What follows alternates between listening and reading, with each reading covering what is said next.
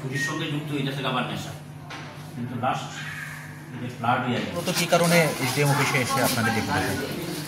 আমরা ভারতের communist party মার্ক্সবাদী Khowai মহকুমা কমিটির পক্ষ থেকে কয়েকটি গুরুত্বপূর্ণ বিষয় নিয়ে আমরা মহকুমা শাসকের নিকট ডেপুটেশনে মিলিত হই।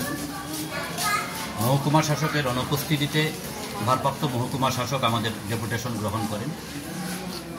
আমরা প্রথমত যে দাবিটি জানাই, সাম্প্রতিক সময়ে আমরা লক্ষ্য করছি যে আমাদের খোয়াই শহর এলাকায় পানীয় জল সরবরাহ দারুণভাবে বিঘ্নিত হচ্ছে।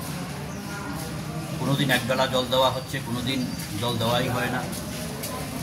এই অবস্থার মধ্যে দাঁড়িয়ে সাধারণ মানুষের প্রচণ্ড সমস্যা হচ্ছে, কারণ জলের যে উৎস বিভিন্ন পরিবারগুলির অধিকাংশ পরিবার এখন মূলত এই পাইপলাইনের জল সরবরাহের উপরে নির্ভরশীল।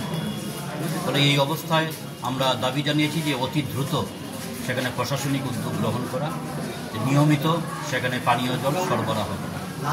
দ্বিতীয়ত আমরা সেখানে দাবি জানাই আমাদের খোয়াই শহরের একটি গুরুত্বপূর্ণ রাস্তা, আমাদের দশরথ দেব মেমোরিয়াল কলেজের পার্শ্ববর্তী লালছড়া এলাকায়, লালছড়ার উপর পূর্বতন বামফ্রন্ট সরকারের সময়ে একটি স্টিল ব্রিজ নির্মাণ করা হয়েছিল।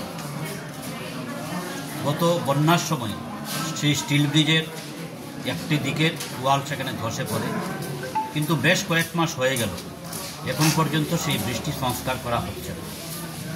অবিলম্বে সেই ব্রিজটি সংস্কার করে পুনরায় চালু করবার জন্য, কারণ সিঙ্গিছড়া, দুর্গানগর ইত্যাদি এলাকার একটা বিরাট সংখ্যক মানুষ প্রতিনিয়ত এই রাস্তাটি ব্যবহার করে।